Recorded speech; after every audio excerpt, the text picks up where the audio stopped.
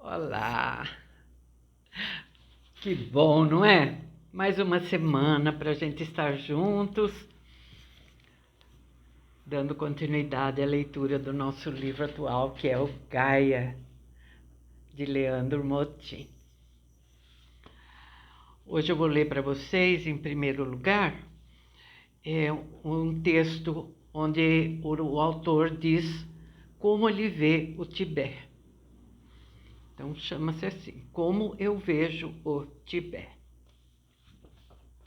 Primeiramente, acredito que é importante tentar entender os dois lados, o da China e o do Tibete. Essa é a proposta do próprio Dalai Lama. Tentei obter uma visão por meio da importância dos valores da cultura e da espiritualidade tibetana para a humanidade. Assim como os importantes ensinamentos milenares chineses, por exemplo, o Tao Te Ching, os ensinamentos tibetanos guardam muitos segredos sobre o caminho da realidade suprema.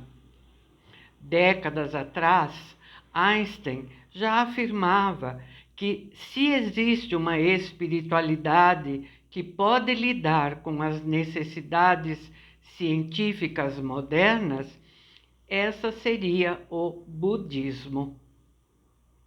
A religião budista transcende a ideia de um Deus personalista, de certa forma infantil. E isso é muito diferente de não acreditar na existência de uma natureza luminosa que está dentro de nós. O budismo coloca a responsabilidade da vida do ser humano na consciência de cada um. Existem milhares de pessoas interessadas nos extraordinários ensinamentos tibetanos. Vejo o Tibete como uma célula humana. O núcleo é um povo milenar, pacífico e repleto de fé. Observei essa paz e fé nas ruas de Lhasa e nos vilarejos pelos quais passei. Isso não representa a perfeição de um povo. Contudo, todo povo que coloca a paz no caminho é um povo forte e valioso para a humanidade. Vi tibetanos que não descansam da prática antes de completarem 1000 prostrações no solo. Vi suas peregrinações e orações. Em volta do núcleo está o citoplasma, uma cidade sob domínio do exército chinês. Tibetanos são proibidos de celebrarem seus festivais tradicionais. Esse controle é rígido, com câmeras dentro dos templos, policiamento e postos de controle. Embora tal controle tenha sido mais rígido no passado, ele também é observado na membrana da célula, onde deveria haver um fluxo natural. Pela dificuldade de estrangeiros obterem o visto para entrar no Tibete e pela não concessão para tibetanos saírem para o exterior e dele voltarem. O guia tibetano do nosso grupo me confidenciou que o sonho dele é ir para Dharamsala todos os anos no inverno, mas não há possibilidade de se conseguir o visto. Se eu conseguir sair, não poderei voltar, ele disse. Falei para ele que estava indo para Dharamsala em poucos dias e que poderia mandar-lhe uma fotografia de lá para o e-mail dele. No, please. Eles também checam nossos e-mails. Depois dessa experiência no Tibete, saí um pouco mais realista da dificuldade da situação. Há a necessidade de uma maior abertura do governo chinês para transformar o Tibete em um santuário de paz. Essa é a intenção expressa por Dalai Lama e é bom para ambas as partes.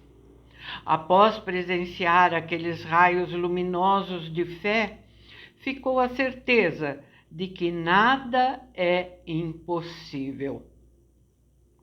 Se para o corpo humano todas as células são importantes, para a humanidade todos os povos o são. Sua Santidade o Dalai Lama vive no exílio em Dharamsala, na Índia, e demonstra sua fé em resolver essa questão por meio do diálogo com as autoridades chinesas.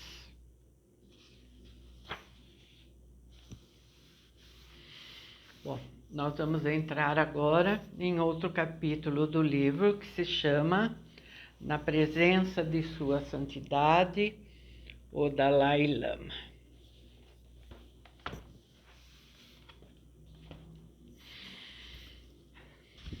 Segui viagem para o norte da Índia, em direção a um vilarejo chamado Mcleodganj, em Dharamsala,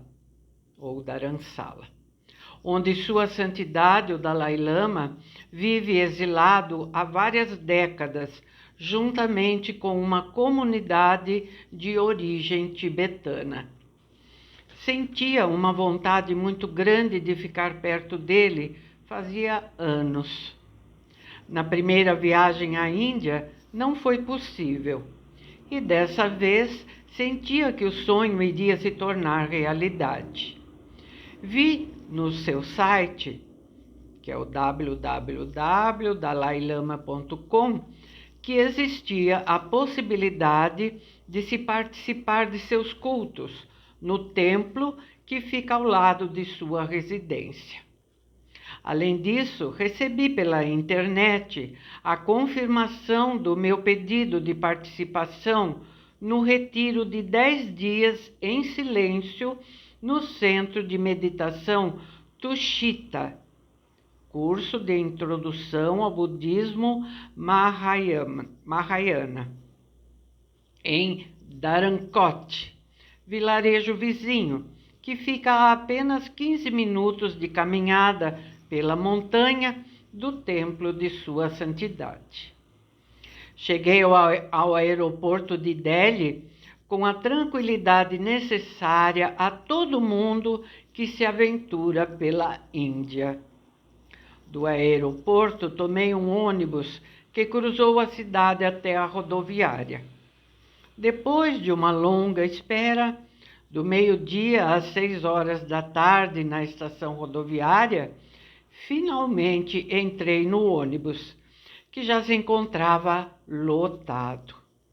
Estava com certa dificuldade de me locomover até meu assento, pois o volume da mochila era grande e muitas pessoas estavam de pé. Quando cheguei a ele, notei que havia um senhor indiano de idade avançada sentado no meu lugar. Com licença, senhor, poderia checar o número do seu assento, por favor? Solicitei-lhe, depois de confirmar no meu próprio bilhete que o assento era aquele mesmo. Seu semblante ficou tenso. Ele conferiu seu bilhete e pediu para examinar o meu. Entreguei-lhe o bilhete. Teu ônibus já partiu, disse com a voz um pouco áspera. Desculpa, mas pelo meu relógio estou na hora certa. Que horas são? São 7 horas, ele disse. 7? Balbuciei. O meu relógio estava marcando 1 hora a menos, que era o horário exato do meu embarque, às 18 horas. Tinha certeza de ter ajustado o fuso horário assim que cheguei à estação do ônibus, já que tinha chegado naquela manhã de um voo internacional. Havia só uma explicação para tal impasse. Ou o meu relógio não estava funcionando bem, ou o relógio central da principal estação rodoviária do país estava errado. Saí do ônibus e voltei até o grande relógio central. Olhei para cima. Ambos marcavam a mesma hora. Isso representava que o meu relógio estava funcionando normalmente e que estava diante de mais um episódio típico da Índia. Era quase impossível de acreditar que o relógio da estação rodoviária da principal cidade da Índia, Delhi, estava errado.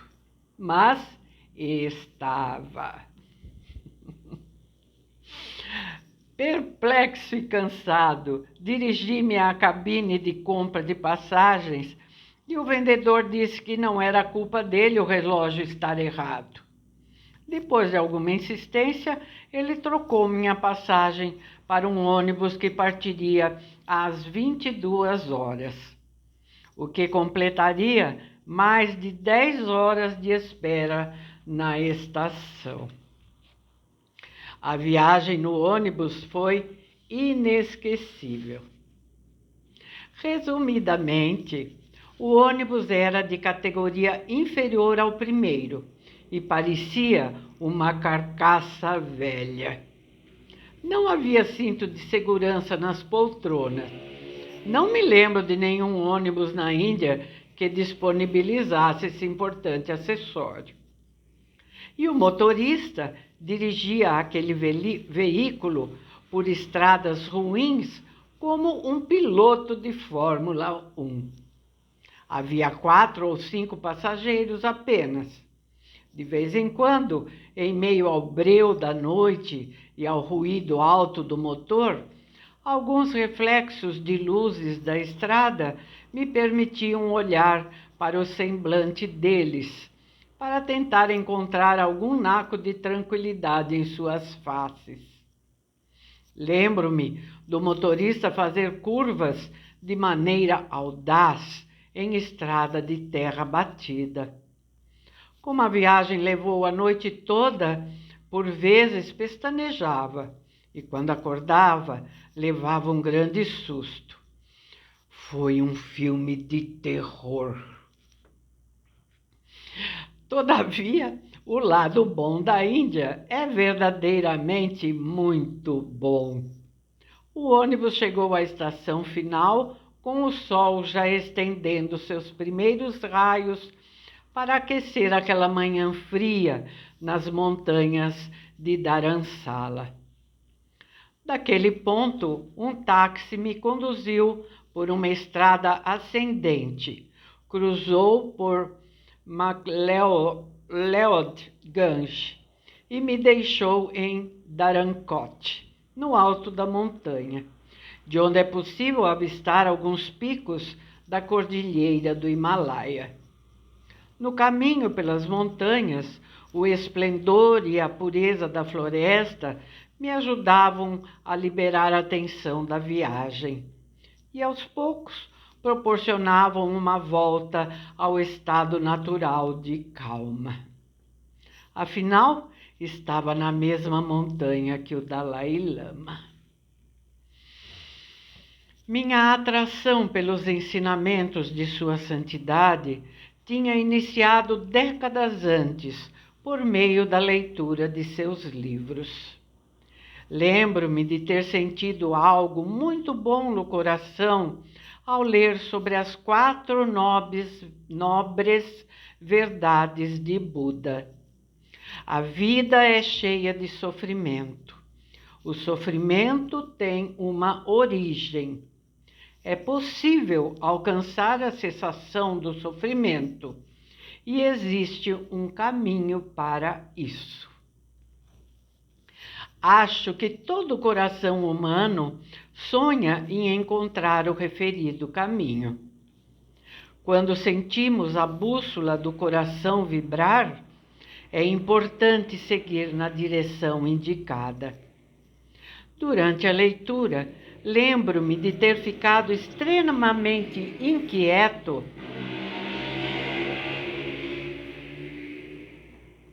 com suas explicações sobre o self e no self. Na época, não conseguia entender absolutamente nada sobre isso.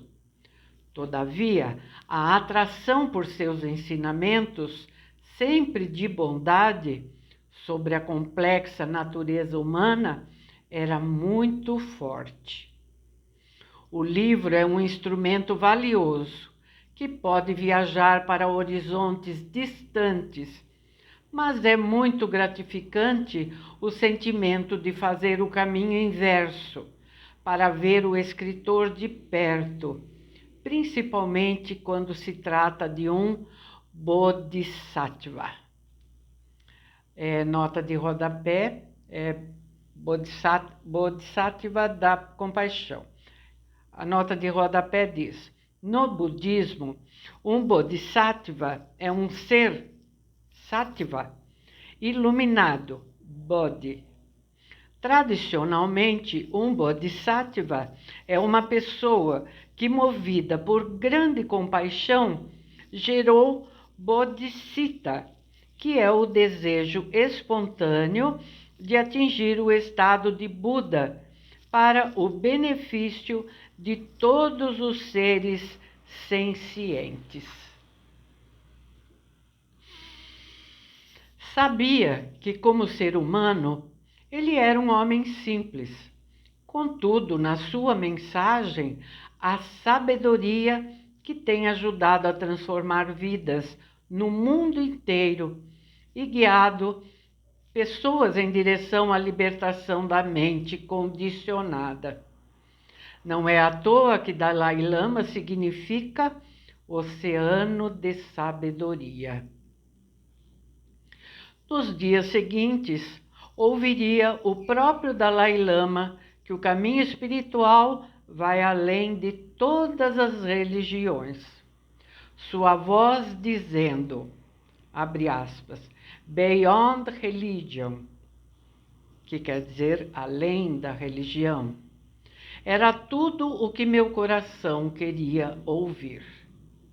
Sempre que ouço alguém não criticar outras metafísicas religiosas, ou seja, outras religiões, e que existem vários caminhos diferentes e que eles devem ser respeitados, meu coração se alegra, pois sente-se perto da verdade.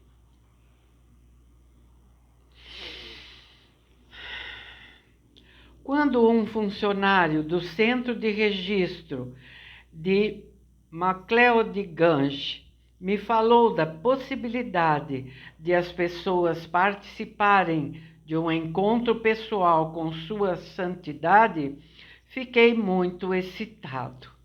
Minha mente buscou em todos os seus cantos um assunto factível para a conversação, mas não encontrou nenhum.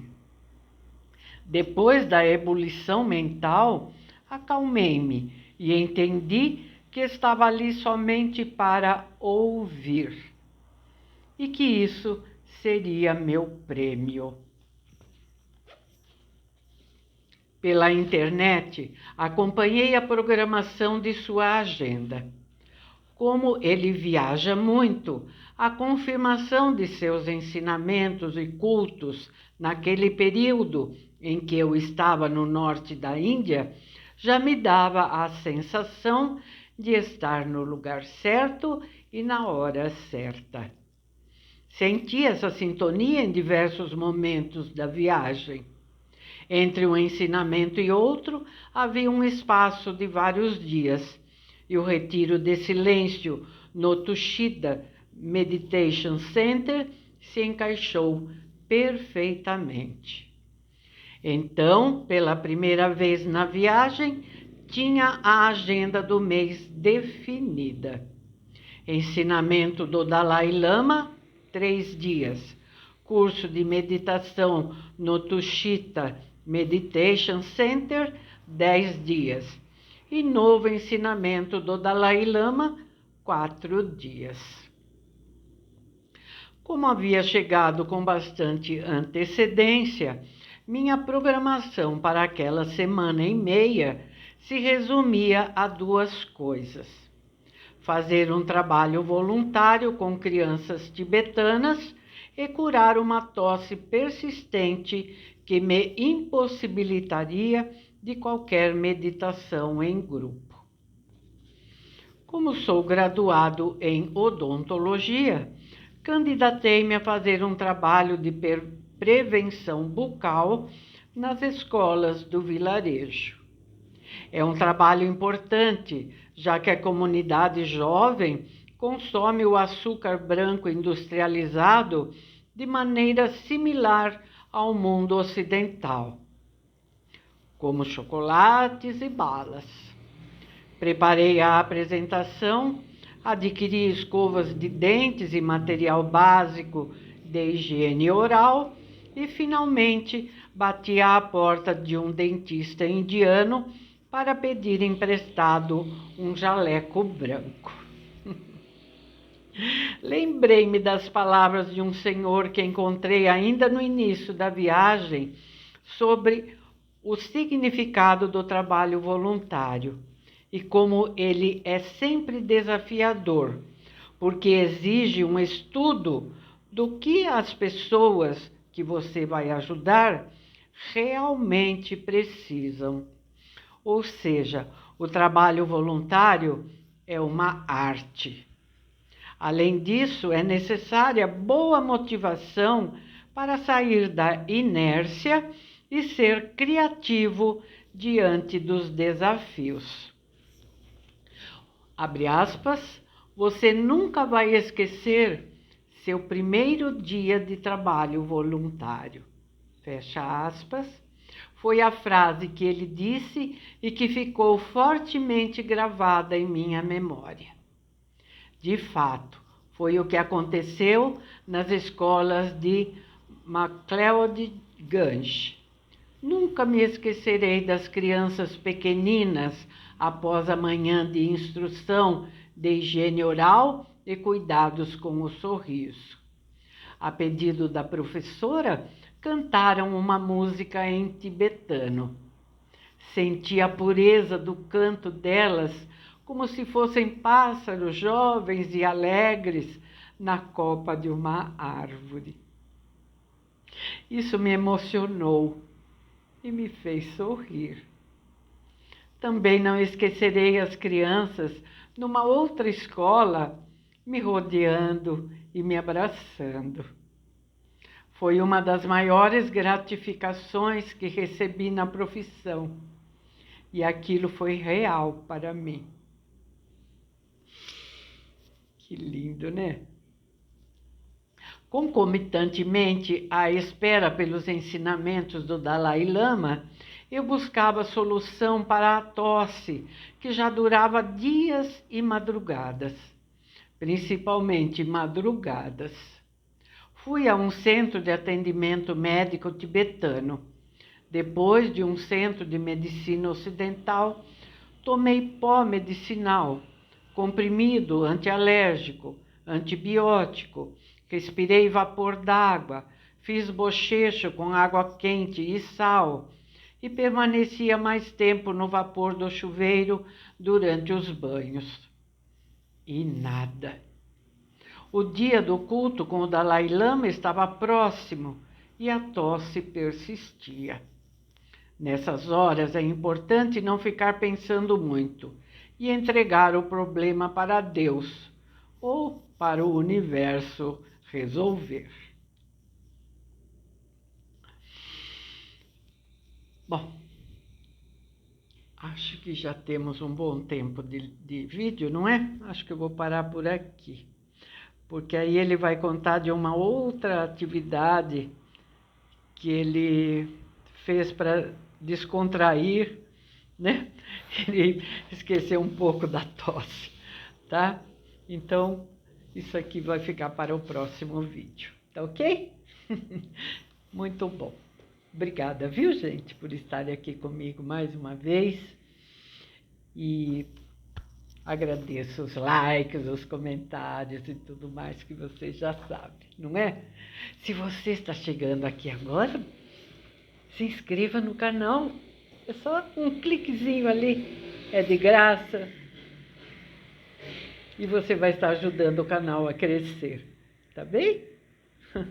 Muito obrigada. Até o próximo vídeo. Meu abraço.